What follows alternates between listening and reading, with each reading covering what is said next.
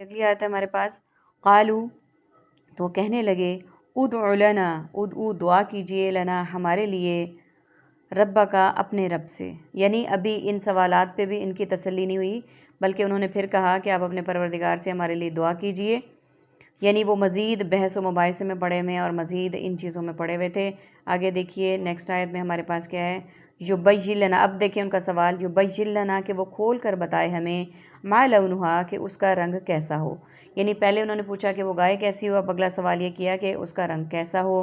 قالا، اس نے کہا، انہو بے شک وہ، یقولو کہتا ہے، انہا بے شک یہ گائے، بقرۃ گائے، صفراء زرد رنگ کی ہو، فاقع گہرا ہو، لونہا اس کا رنگ، تسر الناظرین جو خوش کر دے دیکھنے والوں کو۔ یبین بیان دلیل، بین مبینہ، لونہا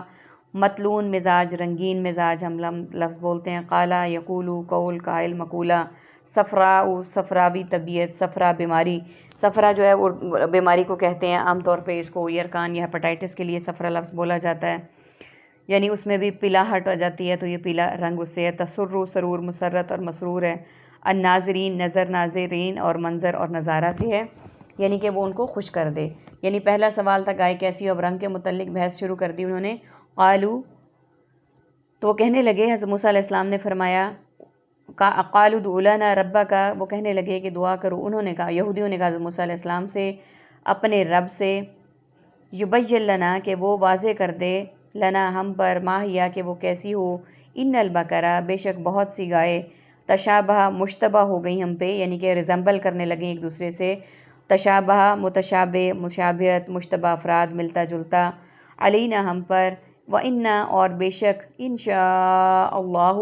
اور بے شک اگر اللہ نے چاہا، لَمُہْتَدُونَ تو ہم ضرور پتہ لگا لیں گے، انشاء ماشاء اللہ، انشاءاللہ مشیت الہی، لَمُہْتَدُونَ ہدایت ہادی اور برحق، کہ اگر اللہ نے چاہا تو ہم ضرور صحیح راستے پر پہنچ جائیں گے۔ اچھا، یہاں پہ میں واضح کرنا چاہوں گی کہ یہاں پہ انشاء اللہ لفظ جو لکھا ہوا ہے وہ الگ الگ کر کے لکھا ہوا ہے، تو یہ ہمارے لیے ایک روشن دلیل ہے کہ قرآن پاک میں جس طرح سے انشاءاللہ لفظ الگ الگ لکھا جاتا ہے، ہم اردو اور انگلش میں بھی ایسے ہی لکھیں گے، اور اس سے ہی ہمیں لکھنا چاہیے، کیونکہ لفظ کو اکٹھا کرنے سے اس کا مفہوم اور میننگ چینج ہو جاتا ہے۔ تو قرآن پاک سے زیادہ بڑھ کے ہمارے لیے رہنما اور کوئی بھی نہیں ہے۔ تو انشاءاللہ اگر ہم پہلے آج تک غلطی کرتے رہے ہیں کہ ہم انشاءاللہ کو اکٹھا لکھتے تھے، اکٹھا بولتے تھے، یا انگلش میں اکٹھا لکھتے تھے اردو میں، ہم اب الگ الگ لکھیں گے۔ قالا، اس نے کہا، یعنی حضرت موسیٰ علیہ السلام نے فرمایا، انہو بے شک، یقولو وہ فرماتا ہے، یعنی اللہ تعالیٰ فرماتے ہیں، انہا بے شک وہ، بقرۃ گائے ہے، لا ذلول نہ محنت کرنے والی ہے، تثیر الارض اور حل جوتی ہو، فی الارض زمین میں، ولا تسقی الحرث اور نہ پانی دیتی ہو کھیتی کو، مسلمۃ صحیح سلامت ہو، لا شیۃ کوئی داغ نہ ہو، فیہا اس میں، کنزیکٹیو 3 ورڈز آگے ہمارے پاس عربک کے، تثیرو، الحرث اور لا شیۃ۔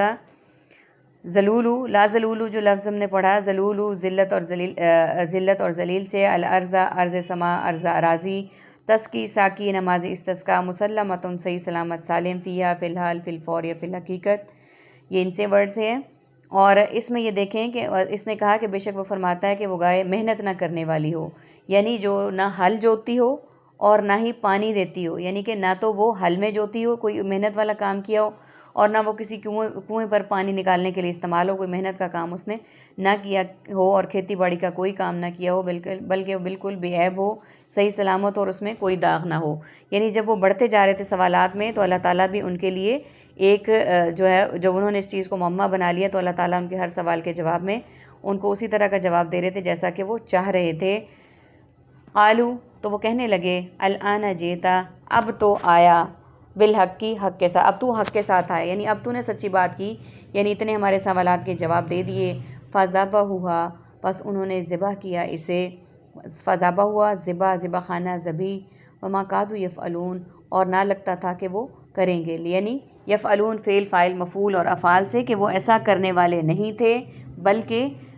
وہ اتنے سوالات جو کر چکے تھے وہ کر چکے، لیکن وہ ایسا کرنے والے نہیں تھے، لیکن پھر بھی اللہ تعالیٰ کے حکم سے انہوں نے کر لیا۔ ہمارا آج کا سبق یہاں پہ ختم ہوتا ہے۔ اللہ تعالیٰ سے دعا کرتے ہیں ہم ایز یوزول کہ اللہ تعالیٰ ہمارے لیے قرآن پاک کو مشعل راہ بنائے، اسے ہمارے لیے آسان کرے، اور ہماری زندگیوں میں اس کی برکت ڈالے، اور ہمیں زندگیوں میں، اتنی مصروف زندگیوں میں، ہمیں ٹائم نکالنے کی کوشش دے، اللہ تعالیٰ توفیق دے کہ ہم قرآن پاک کے لیے ٹائم نکالیں۔ آج ہم قرآن پاک کے لیے ٹائم نکالیں گے تو کل انشاءاللہ العزیز قیامت کے دن قرآن پاک بھی ہماری شفاعت کرے گا۔ اللہ کرے کہ ہمارا یہ عمل ریاکاری سے پاک ہو اور اللہ تعالیٰ ہماری نیکی کو قبول کرے۔ آپ سب سے گزارش ہے کہ آپ زیادہ سے زیادہ جتنا خود پڑھ سکتے ہیں پڑھیں، سمجھیں، یاد کریں، اس پہ عمل کریں اور اپنے دوستوں کے ساتھ بھی شیئر کریں، کیونکہ یہ ہمارے لیے ایک صدقہ جاریہ ہے۔ جہاں تک ہماری یہ نیکی پہنچ سکے ہمیں پہنچانی چاہیے۔ پتہ نہیں کون سی نیکی اللہ تعالیٰ قبول کریں اور کس نیکی کی بنیاد پر ہمیں اللہ تعالیٰ بخش دیں اور اللہ تعالیٰ ہم سے راضی ہو جائیں۔ ہماری دعا، ہمارا ٹارگٹ زندگی کی اچیومنٹ یہی ہونی چاہیے کہ اللہ تعالیٰ ہم سے راضی ہو جائیں اور اللہ تعالیٰ ہمیں معاف کر دیں اور اللہ تعالیٰ ہمیں صراط مستقیم پر چلائیں۔ آمین یا رب العالمین۔ السلام علیکم ورحمۃ اللہ وبرکاتہ۔